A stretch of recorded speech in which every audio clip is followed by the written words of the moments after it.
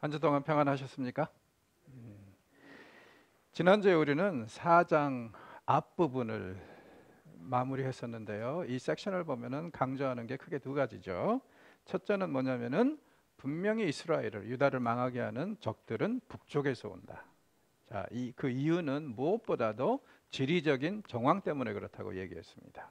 서쪽으로는 지중해가 있고 동쪽으로는 사막이 있기 때문에 이스라엘의 경우에는 침략자들이 북쪽에서 오든지 남쪽에서 오든지 둘 중에 하나에서 와야지 다른 쪽은 없어요. 그러니까 이걸 괜히 쓸데없이 우리나라 상황에 적용해 가지고 남한하고 북한이 전쟁을 하면 북한이 이긴다 이따구 소리들은 안 했으면 좋겠습니다. 근데 아직도 그렇게 가르치는 이단들이 있다고 그래요.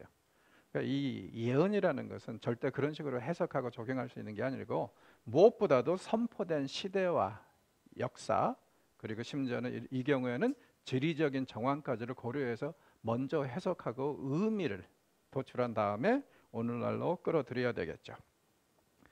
자, 사실은 이게 굉장히 이스라엘의 모든 사람들에게 충격일 거라고 합니다. 왜 그럴까요? 자기네들은 나름대로 신앙생활 잘하고 있다고 생각을 했는데 이런 일이 닥치니까 왕과 지도자들, 제사장들, 선지자들 그리고 심지어 백성들이 너무 충격을 받아서 하나님을 원망하는 이야기로 지난주에 마무리를 했습니다. 자, 11절부터 오늘 시작하겠는데요. 이 섹션의 핵심은 과연 어느 정도의 파괴가 올 거란 말이냐. 즉 다시 말해서 북쪽에서 오는 적군들이 어떤 규모가 되고 어떤 파괴력을 지니고 있는가. 이것을 이제 말씀을 하시는데 비유되는 이미지는 이 사막에서 불어오는 뜨거운 바람입니다. 자, 이걸 이제 시로코라고 하기도 하고 아랍 사람들은 함센이라고도 하는데 엄청난 파괴력을 가지고 있는 그런 이 모래바람이라고 생각을 하시면 될 것 같아요. 이게 일단 시작이 되면 48시간 내에 꽃과 모든 풀이 완전히 말라버립니다. 누렇게 떠요. 그래서 이런 파괴력을 가지고 있는 것들이 이 가나안 지역에 종종 불어왔는데 여기서 사용하시는 이미지가 바로 그런 이미지라는 거. 이걸 이제 염두에 두고 이스라엘에게는 정말 무지무지하게 큰 파괴력을 가진 그런 적들이 온다고 생각하시면 될 것 같습니다. 그래서 이제 11절에서 12절은 이처럼 파괴력이 강하고 모든 것을 말려버릴, 생명을 말려버릴 그런 바람이 온다. 13절에서는 백성들이 이 바람을 접하면서 탄식하는 얘기가 나옵니다. 당연하죠. 절망밖에 없으니까. 그리고 이스라엘은 적들 앞에서 무기력하다고 그랬었죠. 하나님이 보내신 군대는 절대로 이스라엘하고 싸우려고 오는 군대가 아닙니다. 그들은 약탈하려고 자기네들의 이속을 챙기려고 오지. 즉 다시 말해서 이스라엘은 유다는 절대로 하나님이 보내신 적들의 상대는 못 된다는 거. 이걸 이제 거듭 강조를 하니까 백성들이 지금 굉장히 절망하고 좌절하는 그런 상황입니다. 자, 그럼에도 불구하고 14절을 잘 보십시오. 아직도 소망이 있다고 그러십니다. 예루살렘아 내 마음의 악을 씻어버려라. 그리하면 구원을 얻으리라. 아직도 소망은 있어요. 살 길이 있다는 것입니다. 사실 이건 굉장히 파격적입니다. 왜냐하면요, 이스라엘의 운명은 주전 880년대 이미 결정됐다고 생각하셔도 돼요. 주전 880년대에 어떤 일이 있었냐면은 이스라엘을 정말 가장 치명적으로 종교적으로 좀먹었던 아합, 그러니까 오므리 왕조의 두 번째 왕이죠. 오므리가 아버지였고 아합. 이 사람의 시대인데 이 사람의 시대를 보면은 하나님이 왜 그때 이스라엘에게 사형 선고를 했는지 이해가 갑니다. 어떤 상황이었냐면 기억나십니까? 아합은 그래도 어떻게 보면은 좀 순하고 온유한 면이 있었던 것 같아요. 문제는 뭐냐면은 강하고 악한 아내입니다. 이세벨. 그래서 이 이세벨에게 좌지우지돼 가지고 온갖 나쁜 일을 많이 합니다. 어느 정도 나쁜 일을 많이 합니까? 물론 그 이전에도 이스라엘은 바알과 아세라를 숭배한 적이 있습니다. 자, 그런데 이번에는 달라요. 시돈의 공주로서 시집을 왔던 이세벨이 이제는 아예 바알 종교와 아세라 종교를 이스라엘에 국교화 시켜버리죠. 그리고 더 나아가서 여호와 종교를 노골적으로 핍박하기 시작합니다. 그래서 이제 여호와 종교의 제사장들과 선지자들을 잡아 죽이다 보니까 어떤 일이 벌어지냐면은 오바다라는 이 정치인이 여호와 종교에 속한 선지자들 100명을 두 굴에다가 비밀리 숨겨놓고 후원하는 얘기가 11개에 나옵니다. 자, 그러면 생각해 보십시오. 그 이전에도 우상을 숭배한 적은 있지만 이렇게 우상 숭배를 국교화한 적은 없습니다. 또 이렇게 여호와 종교를 노골적으로 핍박한 적도 없습니다. 그래서 이 왕조, 비록 40년의 역사를 가지고 있는 왕조지만 아주 무지무지한 이 피해를 입힌, 그리고 영적으로 몰락시킨 그런 왕조입니다. 그래서 이제 하나님은 이때 이미 이스라엘은 건너올 수 없는 강을 건넜다고 해서 사형 선고를 하시는 겁니다. 그리고 나서 이제 한 160년 정도 지나가지고 722년에 북왕국 이스라엘이 드디어 사형 집행을 받고, 그 다음에 이제 586년에 남왕국 유다가 이제 사형 집행을 받는 그런 현상. 그러니까 이미 그들의 운명은 결정이 됐습니다. 그리고 또 아모스 선지자가 760년대에 16권의 선지서를 남긴 사람들 중에서 제일 먼저 사역한 사람인데, 이분도 분명히 망할 거라고 사형 선고를 했습니다. 그런데 지금 여기서 예레미야가 지금이라도 회개하면 아직도 살 수 있다 이렇게 말씀하시는 것은 무지무지한 파격적인 제안입니다. 그런데 문제는 뭡니까? 이론적으로는 가능해요. 그러나 현실적으로는 불가능한 일입니다. 왜요? 이스라엘이 너무 멀리 와버렸어요. 다시는 돌아갈 수 없는 강을 이미 건너버렸습니다. 자, 그래서 우리가 항상 기억해야 될 게 뭐냐면은 죄를 짓더라도 빨리 회개하고 돌아오는 것이 중요하다. 왜? 방심하다가는 어떻게 돼요? 돌아올 수 없는 데까지 가버릴 수도 있다는 거예요. 그래서 여기서도 이 분명히 악을 씻으면은 구원을 얻으리라고 하셨지만은, 그러나 이 약속을 믿고 돌아오는 사람들은 거의 없을 것이라는 것을 우리가 확실히 알 수 있습니다. 자, 15절에 보면은 그 침략군들이 어떻게 오는지 그 모형이 그려져 있습니다. 단에서부터 시작한다 그래요. 무슨 뜻이냐면은 이스라엘의 최북단에서 남쪽으로, 그리고 이제 에브라임 산악 지역까지 넘어간다는 것은 무슨 뜻이냐면은 가장 험난하고 어떻게 보면 정복하기 어려운 그 땅도 이 적군들은, 침략자들은 전혀 어려움 없이 그냥 쉽게 정복할 것이다, 이렇게 선언합니다. 그리고 이제 16절에서 18절은요, 왜 이스라엘이 이렇게 심판을 당해야 되는가? 분명히 이유가 나왔습니다. 간단한 거예요. 하나님을 거역했기 때문이라고 합니다. 하나님께 예배는 드리지만, 헌금은 하지만 하나님의 말씀대로 살지 않았기 때문에 결국에는 이것은 하나님을 거역한 행위가 되고 거기에 대해서 심판을 하시겠다는 분명한 이유입니다. 그러니까 우리가 항상 경각심을 가지고 정말 크리스천의 삶이 무엇인가를 끊임없이 고민하고 생각해 봐야 됩니다. 제때 예배드리고 제때 헌금한 것으로 다 끝나는 건 아닙니다. 사실 크리스천의 삶을 이런 식으로 정의를 하면 진짜 신앙생활하기 편하죠. 어떻게 살든 간에 상관없이 예배 때 예배드리고, 헌금할 때 헌금하고, 기도할 때 기도하고, 종교 행위로 정의를 해버리면 너무 편해요. 그런데 우리가 알다시피 기독교는, 유대교는 무엇을 요구합니까? 크리스천의 삶은 삶의 방식이고 삶의 질이라는 거예요. 그래서 종교 행위로 정의하면 안 됩니다. 우리가 이 땅에서 매일 어떻게 살아가야 하는가에 대한 고민, 그리고 우리는 충분히 이해합니다. 왜 사람들이 자꾸 기독교를, 또 신앙생활을 이런 종교 행위로 정의하는지. 왜 그럴까요? 쉽잖아요. 뭐 헌금 좀 하고, 기도 좀 하고, 예배 참석하고, 그걸로 내 의무를 다했다 생각하면 이게 굉장히 괜찮은 거잖아요. 문제는 뭐냐면은 만약에 공의와 정의를 매일 우리가 행해야 된다, 이 사명감을 가지고 산다면은요, 끊임없이 고민해야 됩니다. 우리가 처한 상황에서 어떤 것이 하나님의 정의로운 길인지를 끊임없이 고민해야 되는데 이건 부담스럽거든요. 그래서 이제 대부분의 경우에 보면 사람들은요, 그냥 종교 행위로 자기 신앙을 정의를 하기 때문에 이런 폐단이 오는 겁니다. 이 사람들도 예배는 드려요. 이 사람들도 헌금은 합니다. 이 사람들도 안식일 성수는 합니다. 근데 문제는 뭐냐면은 하나님께서 그걸로 만족하시지 못한다는 겁니다. 왜? 기독교는 삶의 방식이기 때문에. 그렇죠? 자, 그래서 이제 이런 상황을 보고 예레미야가 너무 마음 아파합니다. 왜냐하면은 백성들이 어찌하든 간에 피할 수 없는 심판, 그리고 모든 사람들이 좌절하고 절망하는 심판, 그리고 그 파괴력이 어느 정도예요? 광야에서, 들판에서, 사막에서 불어오는 아주 무지무지하게 덥고 건조한 바람의 효과를 발휘하는, 모든 생명력을 말려버리는 그런 심판이 올 거라고 하니까 너무나도 선지자가 마음이 아픕니다. 자, 여기 보면 표현들이 정말 이 선지자가 괴로워하는 그런 모습이 나옵니다. 그래서 이제 학자들은 이 섹션을 뭐라 그러냐면은 예레미야의 십자가라고 하기도 합니다. 슬프고 아프다. 내 마음속이 아프고 내 마음이 답답하여 잠을 잘 수 없으니, 잠잠할 수 없으니 이는 나의 심령이 나팔소리와 전쟁의 경보를 들으미라.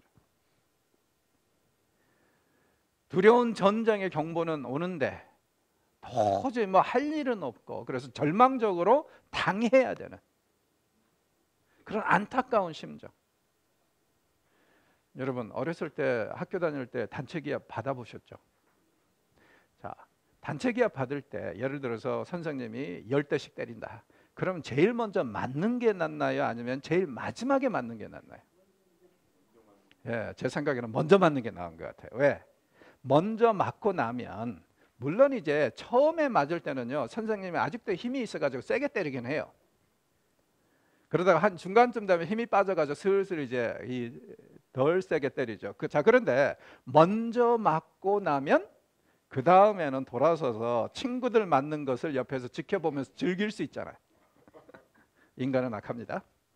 자, 그런데 마지막에 서서 맞으면은요, 이 다가오는 그 공포, 두려움, 이것 때문에 굉장히 힘들거든요. 바로 그런 분위기에서 이 말씀을 한번 생각해 보십시오. 예레미야는 아무것도 할 수 없고 지금 심판이 다가오는데 정말 절망감밖에는 없어요. 그래서 여기 보니까 너무 아프고 속이 쓰리고 아무것도 할 수 없는 자기 자신의 무력감을 생각하면서 아주 굉장히 괴로워하고 있습니다. 여러분, 절대로 하나님이나 선지자들은요, 이스라엘에게 내려지는 심판을 즐긴 사람들이 아닙니다. 너희들 한번 죽어봐라 하고 내패신 분이 아니에요. 우리는 항상 그것을 기억해야 됩니다. 때리는 자가, 심판하시는 자가 더 괴로워하신다. 선지자들이 더 아파하지 그들은요, 정죄하는 사람들이 아니었습니다. 그리고 다시 한번 우리는 선지자의 그 신음소리를 이렇게 듣습니다. 22절에 이스라엘은 어떤 사람이에요? 악을 행하기에는 지각이 있으나 선을 행하기에는 무지하도다. 이게 뒤바뀌어야 되는데, 선을 행하는 데는 지각이 있고 악을 행하는 데는 무지해야 되는데, 악을 멀리해야 되는데, 악의 죄를 지을 방법을 몰라야 되는데 오히려 거꾸로 됐다. 유행가에 비추자면 어떤 상황입니까? 안 지나서나 죄 지을 생각밖에 안 하는 사람들. 그러니 하나님이 이들을 심판하실 수밖에 없다는 것을 분명히 얘기를 합니다. 자, 하나님의 심판이 임하시는 날 백성들은 끌려가겠지만요, 그들이 사는 땅은 어떻게 될까요? 자, 선지자들은 끊임없이 말씀하신다 그랬죠.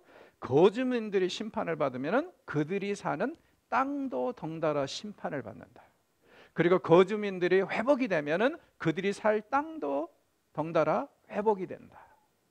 항상 같이 갑니다. 자, 여기서도 보십시오.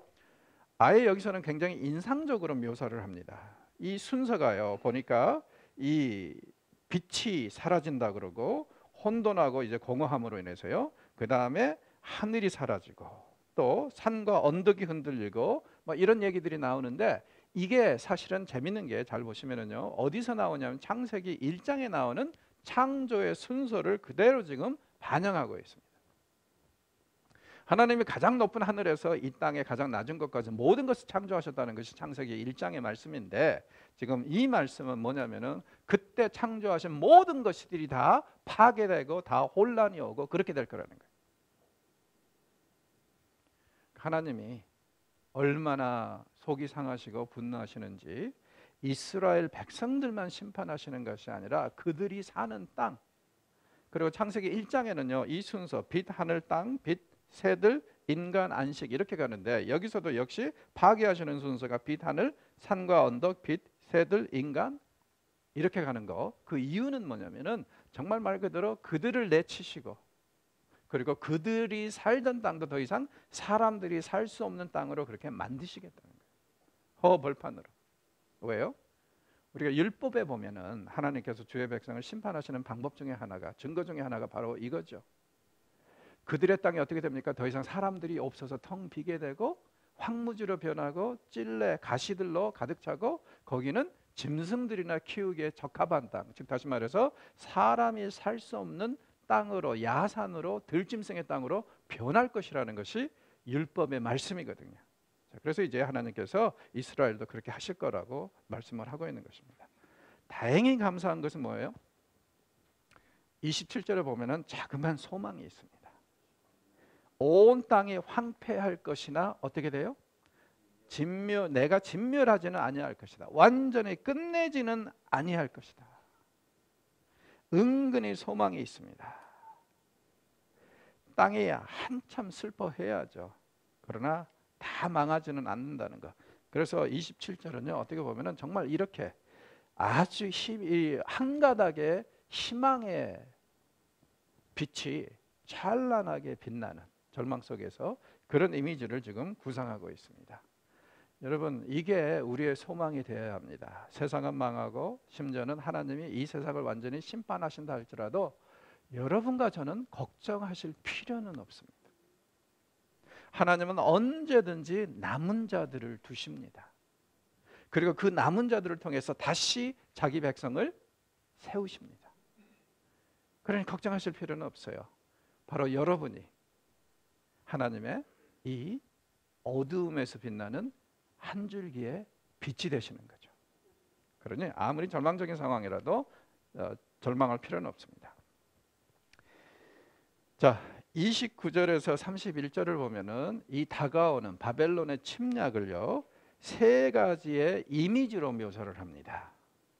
첫 번째 29절에 보니까 굉장히 긴급하게 다급하게 탈출하는, 그래서 심지어는요 의복도 제대로 갖출 수 없는 그런 상황에서 도망가는 그런 것입니다. 그러니까 순식간에 너무 적들이 빨리 오기도 하지만은 아주 무지무지한 화력을 가지고 오기 때문에 순식간에 성읍을 버리고 흩어지는 그런 이미지가 나옵니다. 그 다음에 이제 30절에 보면은 두 번째 이미지는 이거예요.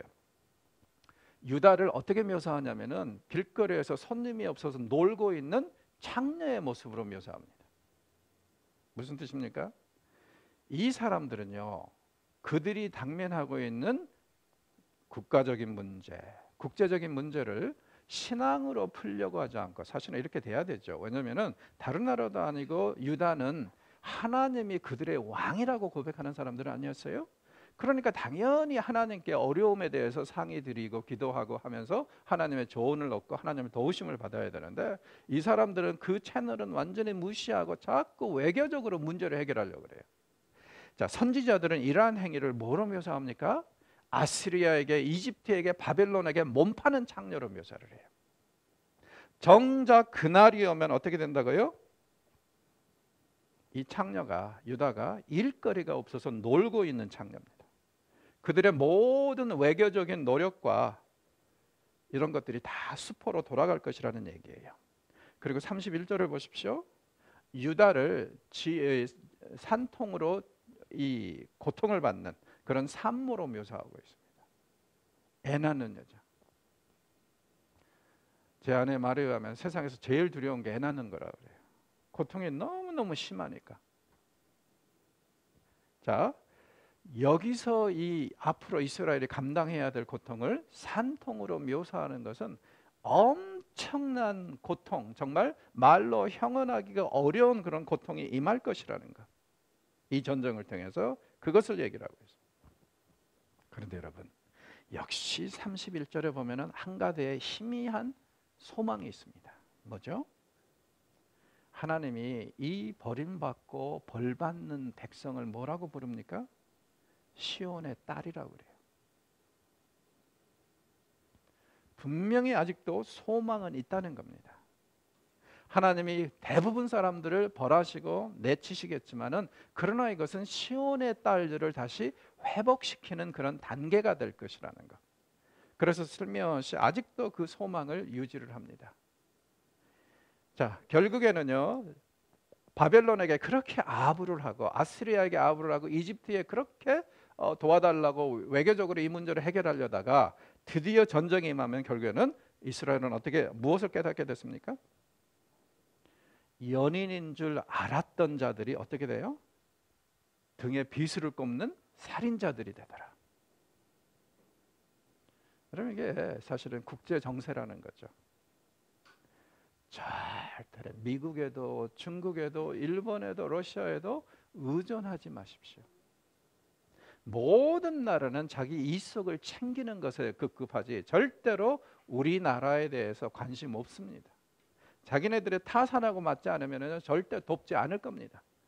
그러니 우리는 정말 약소국가로서 어떻게 정말 이 강대국들 사이에서 생존할 수 있는가를 끊임없이 고민하고 또 하나님의 도움을 받아야 합니다. 왜요? 잘해주는 것 같죠? 아니요. 나중에 정작 결정적인 순간에 오면은 어때요? 등에 비수를 꼽습니다. 왜? 자기네 나라 이익이 그렇게 요구하면은 그렇게 할 수밖에 없는 것이 국제 정세이기 때문에. 그나마 그래도 지난 수십 년 동안에는 미국이 기독교 국가였기 때문에 조금은 다른 나라들보다는 양심이 있어서 괜찮은 면이 있었어요. 근데 요즘에 뭐 이렇게 대통령 하는지 보면은 저게 미치광인가 아니면은 정말 세계를 주도하는 나라의 대통령인가 의심이 갈 때가 있잖아요. 앞으로 더해질 겁니다. 각 나라마다 각자 자기 이속을 챙기기 때문에. 그래서 오늘의 연인이 내일의 그 이 등에 칼을 꼽는 그런 살인마가 될 수 있다는 것을 기억하십시오. 자, 5장에 가서는요, 유다의 죄를 낱낱이 고발을 합니다. 그러면서 이제 하나님의 심판이 굉장히 정당하다는 것을 분명히 얘기를 하고 있어요. 하나님이 괜히 심판을 주신 것이 아니라 정말 말 그대로 유다가 벌을 받을 만한 짓들을 했다는 것을 얘기를 합니다. 자, 먼저 이제 5장 1절에서 6절은요. 이렇게 이제 시작을 하죠. 예레미야가 하도 괴로워하면서 하나님 이 백성을 용서하셔야 됩니다 하고 말씀을 계속 하나님한테 기도하니까 하나님이 굉장히 파격적인 제안을 하세요. 뭐라 그러냐면은 좋다. 네가 그렇게 이스라엘 백성들을 위해서 기도하고 그러니까 내가 하나 들어주지. 예루살렘 성 안에서 네가 의인 하나만 찾아도 내가 이 도성을 멸망하지 않으시겠다고 그래요. 이게 왜 파격적이냐면은 생각해 보세요. 소돔과 고모라는 의인 10명이 없어서 망했습니다.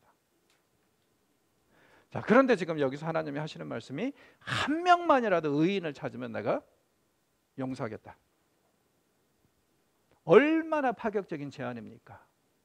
그래서 예레미야가 먼저 빈민촌으로 서민촌으로 가버립니다. 그래서 서민들은 모여 사는데 갔는데 의인이 없어요. 그래서 스스로 위로하기를 4절 보니까 내가 말하기를 이 무리는 비천하고 어리석은 것뿐이라 여호와의 길 자기 하나님의 법을 알지 못하나니 아마 그런 생각이겠죠. 스스로 위로하면서 뭐라 그래요? 왜 여기에 서민층에 가난한 사람 빈민촌에 의인이 없냐면은 이 사람들은 많이 배운 것도 없고 뭐 이렇게 하나님의 말씀에 대해서 아는 것도 없고 그렇다 보니까 이런 일이 있겠지 하고 스스로 위로합니다. 그리고는 어디로 가요? 상류층이 사는 지역으로 갑니다. 자, 상류층 지도자들이 사는 그 지역에 가서 찾습니까? 못 찾습니까? 못 찾아요. 5절 6절에 보면 배웠고 아무리 학식이 많다 할지라도 그들에게는 뭐가 없어요? 여호와를 아는 지식이 없더라. 하나님을 경외하는 지식이 없더라.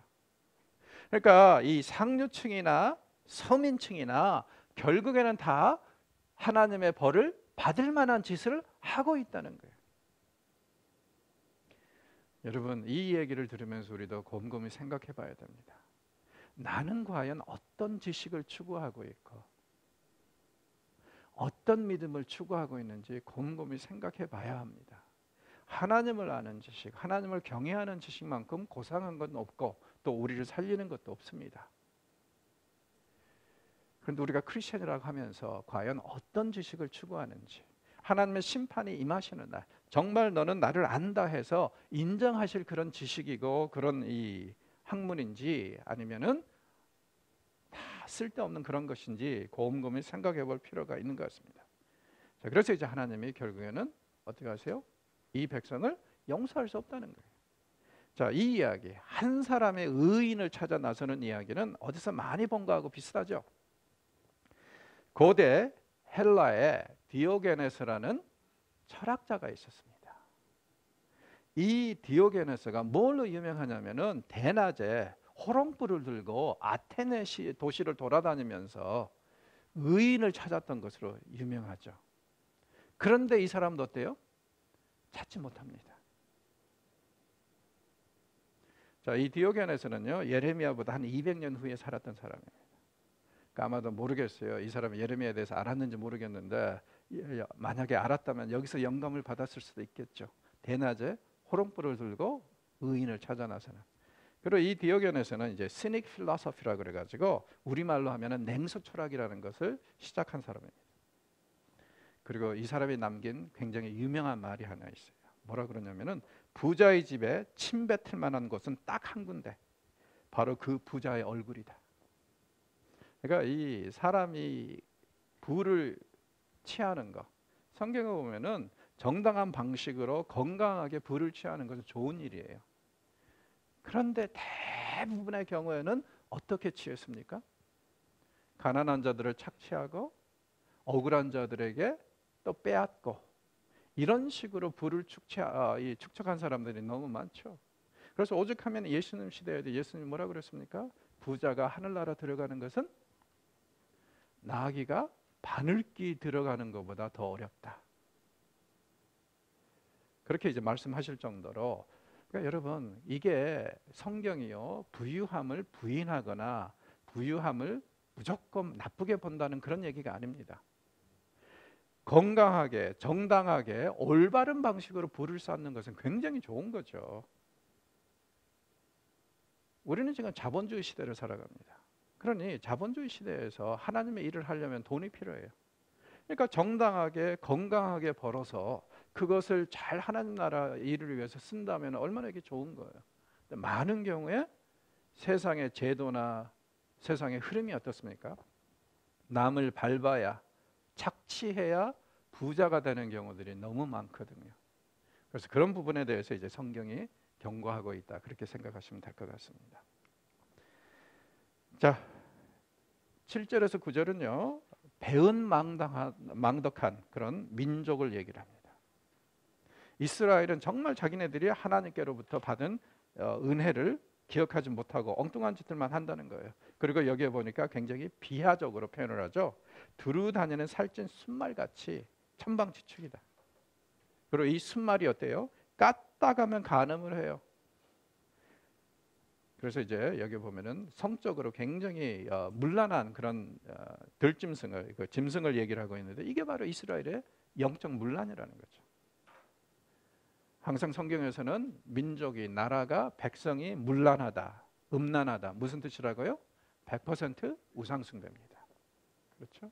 그래서 이제 여기서 이스라엘이 온갖 우상을 숭배하고 있다는 것을 이렇게 이제 표현을 합니다. 그러면서도 10절에서 13절은요, 여호와 하나님을 인정하지 않습니다. 그래서 이제 하나님도 그들을 인정하지 않아요. 어떻게 해요? 하나님이 아예 이스라엘 백성들을 외국인 취급하듯이 취급하시겠다고 그럽니다. 자, 그럼에도 불구하고 10절에 보면은 조그만 그런 소망이 있죠. 어떻게 해요? 다 무너뜨리지 말고 그 가지만 꺾어버리라.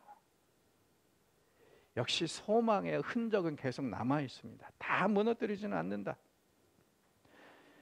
그리고 선지자들은 어떤 사람들이라고요? 13절을 보니까 바람이라.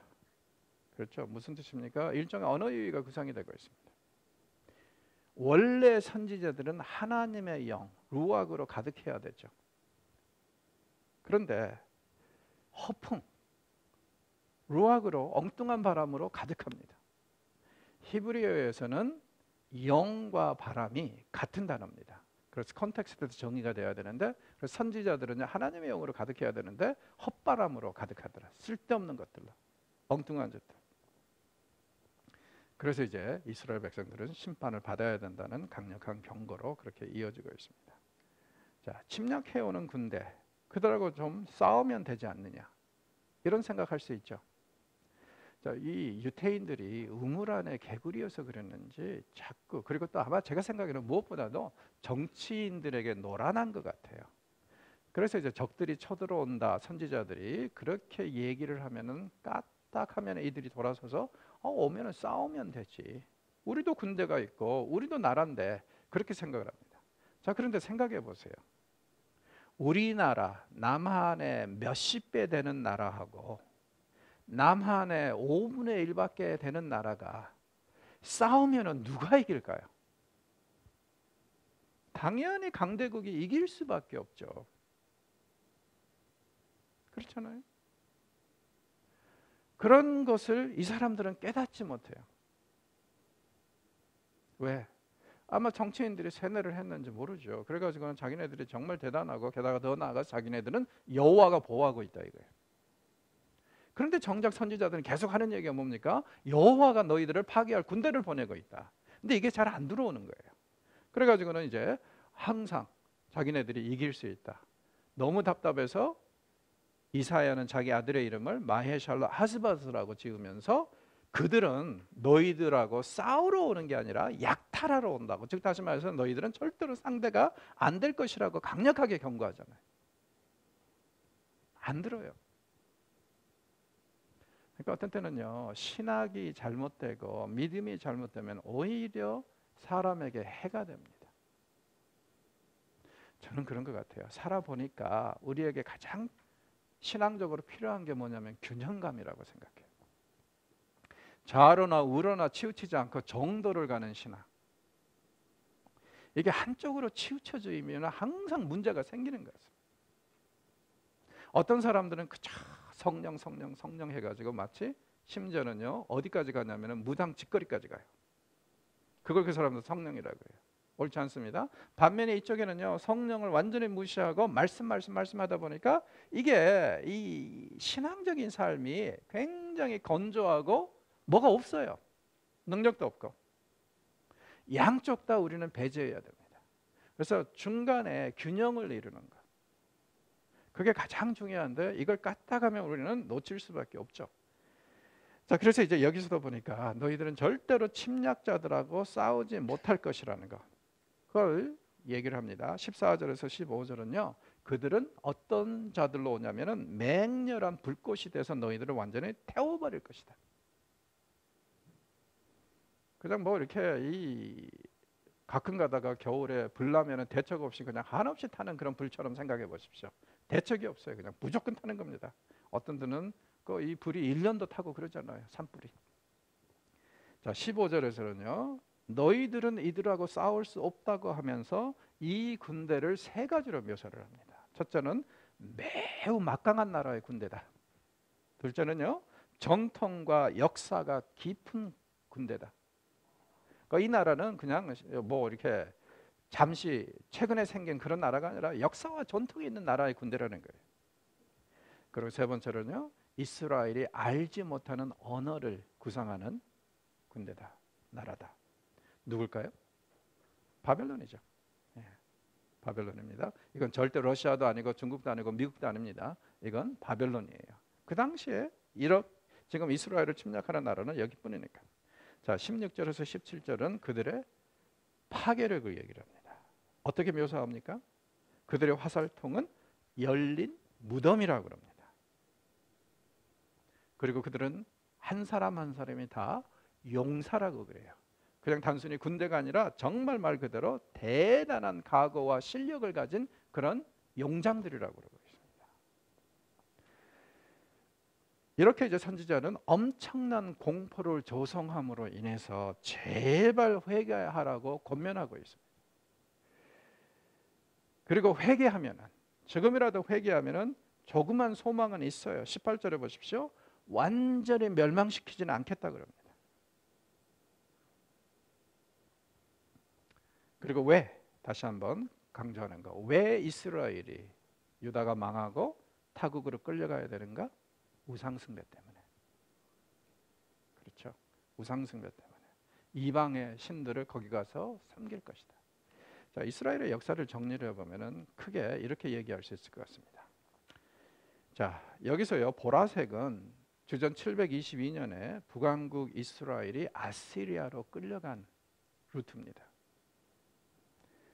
그 다음에 빨간색은요, 아시리아가 사마리아 지역을 이방인들로 채운 그 루트예요. 그러니까 아시리아는 어떤 외교 정책을 썼냐면은 나라가 딱 이렇게 자기네 손에 망하잖아요. 그럼 거기에 남은 생존자들을 타국으로 끌고 가가지고 거기서 국제 결혼을 강요하고 다른 나라 사람들을 강제로 이 땅에, 비어있는 땅에 이주를 해가지고 정착하게 하고 그 땅의 원주민들하고 피를 섞게 했어요. 이유는 뭐냐면 피가 섞이면 섞일수록 민족의 정체성이 희미해지고, 민족의 정체성이 희미해지면은 반역의 가능성이 줄어든다 이거예요. 맞는 말이죠? 자, 그래서 저는 어떻게 보면은 세상이 더 어우러져서 살려면은 좀 더 국제 결연이 많아져야 된다고 생각합니다. 피를 자꾸 섞어야 돼요. 그래야지 서로 나라와 나라가 좀 싸우는 일이 줄어들지 않을까요? 별로 설득력이 없군요. 자, 그래서 이제 그때부터 어떤 일이 벌어지냐면은 신약 시대에 오면은 예수님이요 사마리아 지역 거길 지날 때 갈릴리 호수라고 그러고, 갈릴리 호수라는 것이 무슨 뜻이냐면은 이 이방인들의 서클이란 뜻이에요. 그러니까 사마리아 지역에 이방인들이 굉장히 많이 왔고 피를 섞음으로 인해서 혼혈아들이 대부분이었다는 거예요. 그래서 이제 사실은 예수님 시대에 유대인들이, 유다 사람들이요 시리아를 가야 된다. 그럼 제일 좋은 방법은 예루살렘에서 곧바로 올라가는 거예요. 그런데 일부러 요단강을 건너서 동편으로 쑥 올라가다가 다시 요단강을 건너왔어요. 왜냐하면은 사마리아 지역은 이 혼혈아들이 사는 더러운 땅이라고 그래가지고 굉장히 어떻게 보면 편견적인 그런 생각을 가지고 있었죠. 그래서 사실은 예수님이 대낮에 그 사마리아에 나타났을 때 우물길로 나온 여인이 깜짝 놀란 거예요. 유태인이 여기서 뭐 하십니까? 왜냐하면 정상적으로 오는 루트가 아니거든요. 그만큼 어떻게 보면 편견이 심하게 됐는데 그 이유는 뭐냐면은 이 지역이 722년에 망하면서 완전히 피를 섞는 혼혈아의 세상이 되어버렸기 때문에 그것이 이제 아시리아 제국의 외교 정책이었습니다. 자, 그리고 이제 여기에 이제 녹색이 바로 586년에 유다가 바벨론으로 끌려간 그 루트가 되겠습니다. 다행히 감사한 것은 뭐냐면요, 바벨론 사람들은 아시리아 같은 그런 외교 정책을 쓰지 않았습니다. 일단 끌고 가면은 바벨론만 떠나지 않으면은 재산권도 인정하고 자기네끼리 결혼하고 자기네끼리 뭐 이렇게 민족성을 유지하는데 전혀 방해를 안 했어요. 자, 사실은 그래서 역사적으로 생각할 때는요, 누구 손에 망하는가도 하나님의 은혜라는 거예요. 유다가 만약에 아시리아의 손에 망했으면 돌아올 사람들이 없었을 겁니다. 대부분. 왜? 피가 다 섞여버렸으니까. 그런데 바벨론의 손에 망했기 때문에 이 사람들은 성경에 보니까 바벨론의 한 색강, 그발이라는 색강 주변에 유태인촌을 세우고 살다가 드디어 이제 세월이 지난 다음에 돌아올 수 있는 기회가 생겼을 때 스룹바벨과 세스바사를 중심으로 1차, 그 다음에 에스라를 중심으로 2차, 그리고 느헤미야를 중심으로 3차 기왕민들이 돌아와서 다시 하나님의 나라의 백성을 세울 수 있었던 그 계기가 됐죠. 이것도 제가 볼 때는 역사를 주관하신 하나님의 은혜라고 생각합니다. 심지어는 누구의 손에 망하는 것도 은혜고, 그 다음에 돌아올 수 있었던 것도 그런 이제 예비책이라고 생각할 수 있을 것 같습니다. 자, 20절에서 31절은요, 이 이스라엘이 하나님을 거역한 행위의 결과가 어떤 것인가를 알려주는 그런 부분입니다. 이들의 가장 큰 문제는 뭐냐면은 들을 귀가 없고 깨달을 마음이 없고 현실을 보는 그런 눈이 상실된 것이 가장 큰 문제라고 그래요. 그래서 결국에는 여기까지 왔다고 하면서 말씀을 하시는데 21절을 보십시오. 이스라엘은 어리석고 지각이 없으며 눈이 있어도 보지 못하며 귀가 있어도 듣지 못하는도다. 어디서 본 말씀하고 좀 비슷하죠. 이사야서 6장 거기에 보면은 선지자에게 소명을 주시면서 어떤 소명을 주세요? 저들의 눈을 가려서 못 보도록 하라.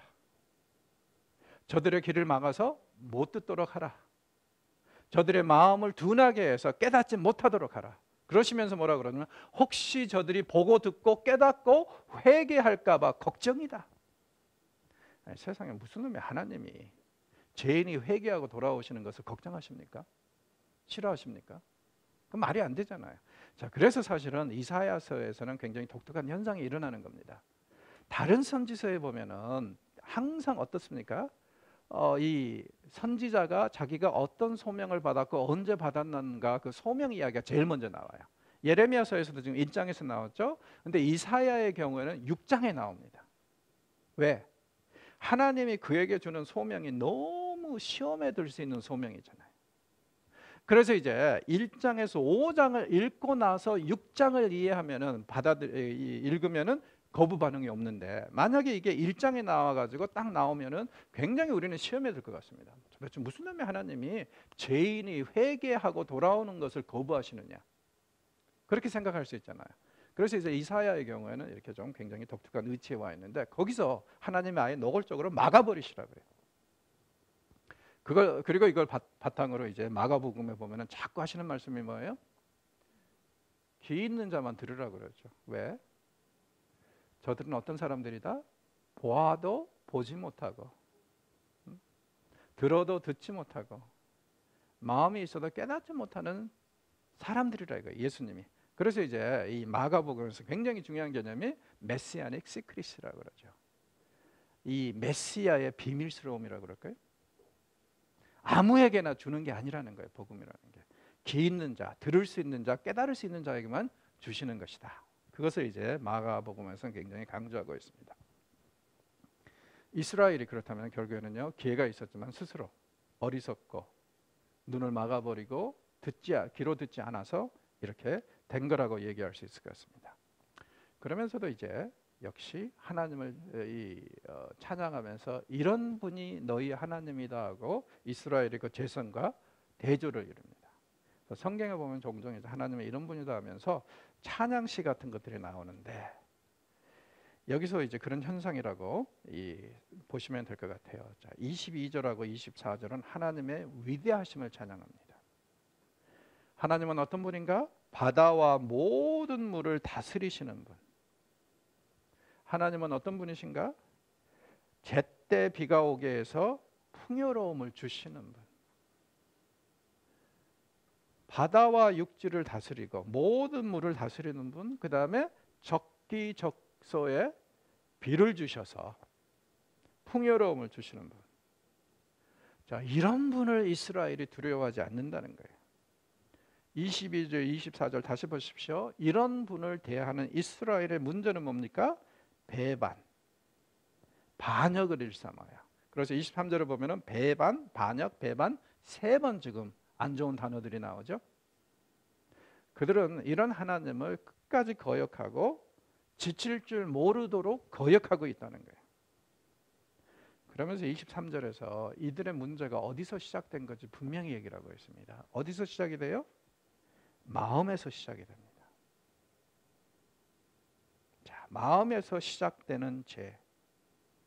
무슨 뜻이냐면은 이 사람들에게는 하나님과 맺은 언약을 말씀을 준수할 의지가 없다는 거예요. 왜냐하면은 율법에 보면은 하나님의 말씀 언약을 지키는데 제일 중요한 게 마음이라고 그러거든요.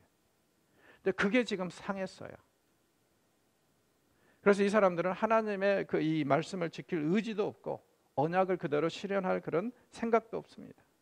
자, 그러면 잘 생각해 보세요. 주의 백성의 죄가 해결이 되려면은 어떻게 해야 합니까?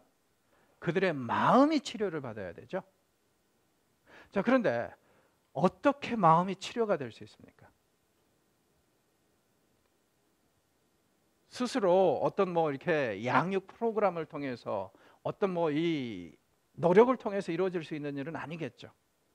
인간의 생각과 뭐 감정과 이런 모든 것의 중심이 마음인데 그 마음이 병들었다면은 인간은 그것을 스스로 해결할 수 있는 방법은 별로 없는 것 같습니다. 결국에는 이것도 암시하는 게 뭐예요? 하나님이 도와주셔야만이 인간의 죄 문제가 해결이 된다. 왜? 마음이 치료를 받아야 되는데 그 마음의 치료는 우리가 스스로 이룰 수 없는 것이기 때문에. 자, 23절을 보면 하나님은요 바다와 육지의 경계선을 나누신 분이라고 그러는데 이런 말씀은 시편에도 여러 번 나옵니다. 우리는 보통 바다와 육지 경계선에 서면 별 감동이 없죠. 그런데 한번 곰곰이 이 말씀을 바탕으로 생각해 보십시오. 동해 바다에 가면 파도가 제법 있잖아요. 그래서 바닷가 가까이 가면은 이거 자칫 잘못하면 특히 노을성 파도가 오면 큰일 날 수도 있잖아요. 그런데 이상한 게 뭐냐면은요 꼭 이렇게 덮칠 듯이 오다가도 부서져서 다시 돌아가죠. 왜 그래요? 선지자들과 시편에 의하면 하나님이 육지와 바다의 경계선을 분명히 그으셔서 바닷물이 아무리 요동치고 한다 할지라도 그 경계선을 넘지 못하게 하셨기 때문이라는 거예요. 가끔가다 한 번씩 쓰나미를 주시기는 하죠. 그러나 다시 제자리로 돌아가죠.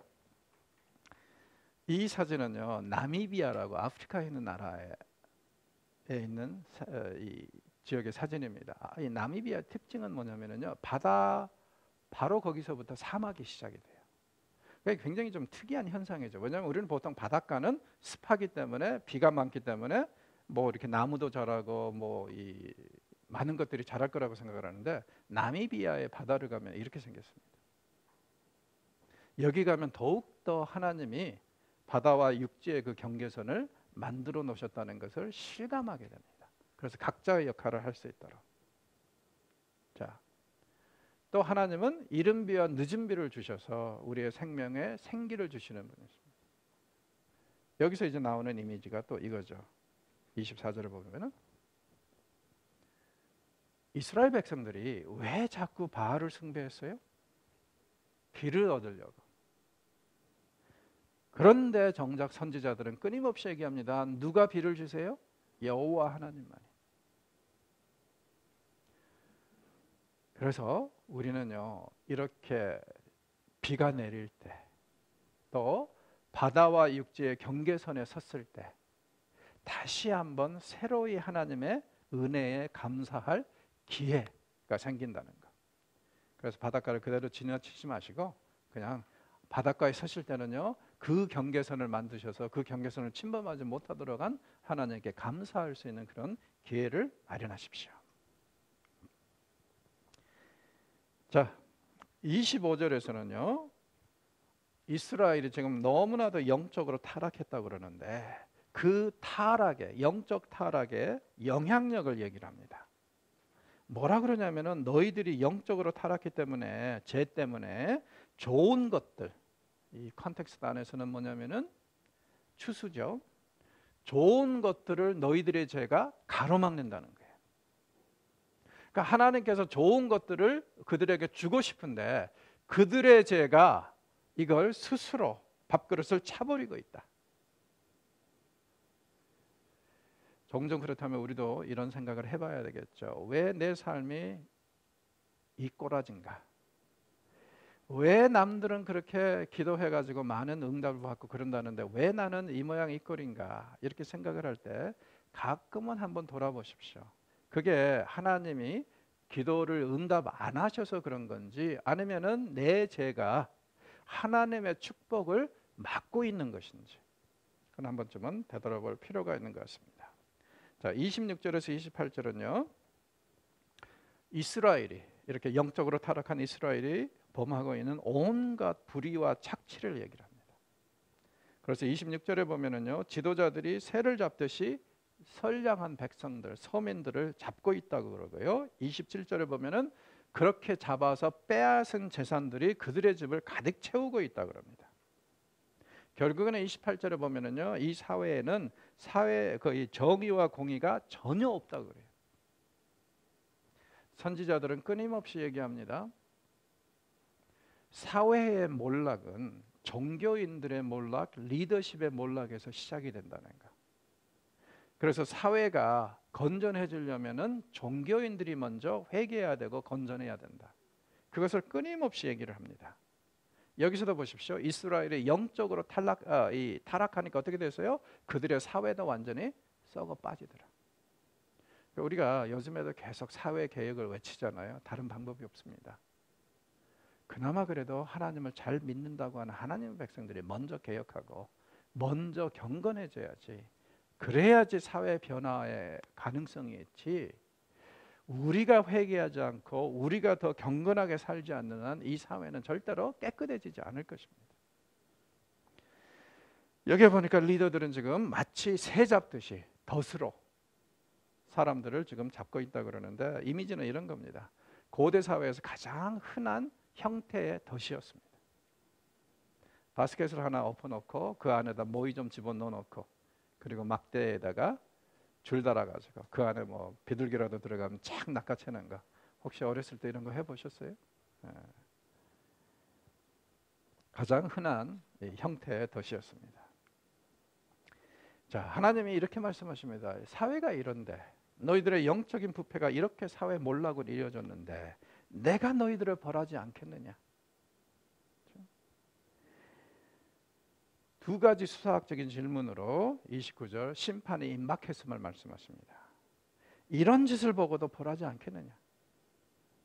이 같은 나라에 보복하지 않겠느냐?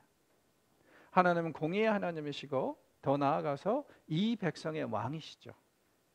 또한 이 백성을 창조하신 창조주십니다. 하나님이 이 백성을 다스리고 창조하신 궁극적인 목적은 이 나라가 빛과 소금의 나라가 돼서 세상에 빛을 발하고 소금의 역할을 하도록 하기 위해서였어요. 그런데 지금 완전히 몰락했으니 하나님이 스스로 이 백성을 심판하지 않겠냐는 그런 수사학적인 질문들이 두 번 반복되고 있습니다. 자, 31절은요. 종교적인 지도자들의 그 부패를 맹철하게 비난을 하는데 자, 이 백성들도 한통속으로 놀아났던 것이 문제예요. 지도자들은 거짓을 말하고 백성들은 그 거짓에 속고 항상 보면은 이게 문제입니다. 지도자들에 대한 이 비난이 선지서에 보면은 중심적이죠. 그러나 문제는 뭐냐면 지도자들이 타락하고 부패하면은 그 여파가 그들의 삶에만 미치는 게 아니라 누구에게도 미쳐요? 그들이 다스리는 인도하는 백성들에게도 미쳐요. 그래서 우리는 끊임없이 그런 생각을 해봐야 됩니다. 백성이 성도들이 좋은 지도자, 목회자를 만나는 것 참 큰 축복이죠. 그리고 목회자가 지도자가 좋은 백성을 만나는 것도 큰 축복입니다. 그런데 어느 쪽이 더 큰 축복일까요? 제가 볼 때는 전자라고 생각합니다. 백성들이 좋은 지도자 만나는 거, 목회자 만나는 거, 이것은 정말 상상을 못하는 축복입니다. 왜요? 지도자가 잘못되면 백성들도 망하거든요. 백성들이 잘못되면 그래도 지도자들, 올바른 지도자라면은 백성들을 좀 양육하고 회개시킬 가능성이 있잖아요. 그런데 거꾸로 되면은 참 그렇습니다. 그래서 이 선지자들을 보면 항상 그래요. 책임 추궁은 지도자들에게, 책임 전가는 모든 사람들에게. 무슨 뜻이냐면은 종교적인 지도자, 사회적인 지도자, 니네들이 잘못해가지고 이렇게 됐다. 그러나 그 죄의 잘못된 것의 결과는 모든 사람이 져야 돼요. 리더들만 끌려가는 게 아니라 백성들도 끌려가야 된다는 거예요. 그래서 저는 방황하는 성도들에게 항상 그런 얘기를 합니다. 정말 당신이 당신의 영혼을 맡길 만한 그런 지도자고 목회자인지를 생각해보라. 그래서 정말 괜찮은 좋은 지도자라고 생각하면 거기에 머물되 당신의 영혼을 맡길 수 없는 그런 지도자라면은 떠나라. 그런 얘기를 해요. 왜? 결국에는 우리가 어떤 선택을 하느냐에 따라서 결과가 너무 천차만별로 나올 수 있지 않습니까? 그리고 영적인 이 추궁이나 영적인 몰락에 대해서는 누구한테도 뭐 법적으로 소송 제기할 수 있는 상황은 아니죠. 자기가 스스로 결정한 거니까. 자, 어떤 사람이 내는 칼툰인데 굉장히 재밌는 것 같습니다. 이 사람은 이렇게 얘기를 합니다. 거짓 선지자와 제사장의 특징은 이러하다 하면서요. 심각한 상처를 받고 신음하는 사람들의 그 상처에 대해서 스크래치 정도로 생각하고 그저 잘 될 것이다, 복 받을 것이다만 외치는 자들이 거짓 선지자고 거짓 이 제사장들이라는 거예요. 맞는 얘기인 것 같습니다. 성도들이 지금 아파 죽겠는데 너무 힘들어 죽겠는데 그게 마치 스크래치 정도 되는 것으로 생각을 해가지고 그냥 무조건 이 심각한 문제에 대한 해결책을 제안하고 하는 게 아니라 그저 잘 될 것이다, 그저 뭐 복 받을 것이다 이런 메시지만 허구한 날 외치는 자들이 거짓 선지자고 거짓 예언자들이다, 이 제사장들이다. 그 말도 상당히 의미심장한 것 같습니다. 그렇죠? 이걸 이제 우리는 이렇게 얘기할 수도 있을 것 같아요. 늑대가 양을 가장하고 교회 안에 들어온 케이스다. 그렇게 얘기할 수 있을 것 같습니다. 자, 오늘은 여기서 마무리하고 다음 주부터 이제 6장으로 들어가도록 하겠습니다. 감사합니다.